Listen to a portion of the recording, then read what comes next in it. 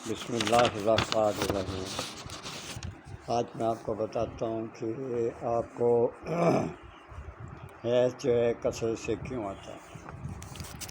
کثرت سے یوں آتا ہے کہ آپ کا رگوں کا منہ کھل جاتا ہے اور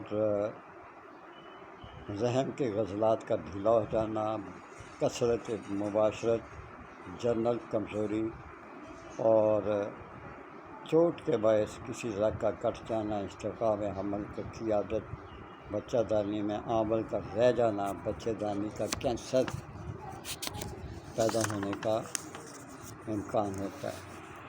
اور یہ بھی میں آپ کو بتا دوں کہ ایام کثرت میں کبھی کبھی بہت کمزور اور چرا محسوس ہوتا ہے، کبھی کبھی مقدار میں بار بار آتا ہے، کبھی ایک ہی بار بہت زیادہ خون آنے لگ جاتا ہے، جسم لاغر اور کمزور ہو جاتا ہے، کمر میں درد رہتی ہے، بھوک نہیں لگتی، پاؤں میں ورم آ جاتا ہے اور غشی طاری ہو جاتی ہے، اور کثرت ایام کی حالت میں درد گردانی زیادہ ہوتی ہے، چہرہ اور بدن کی رنگت جو ہے وہ زرد ہو جاتی ہے، اور ان چیزوں کی یہ نشاندہی کرتا ہے۔ اس کا میں علاج آپ کو بتا دیتا ہوں۔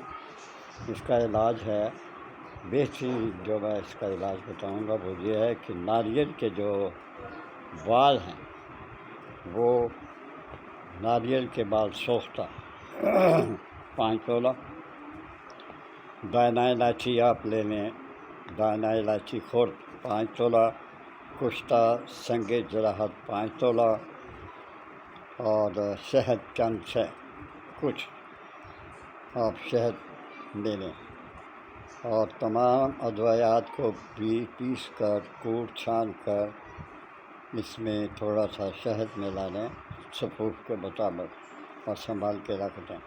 1 تولہ صبح اور 1 تولہ شام کو کھائیں۔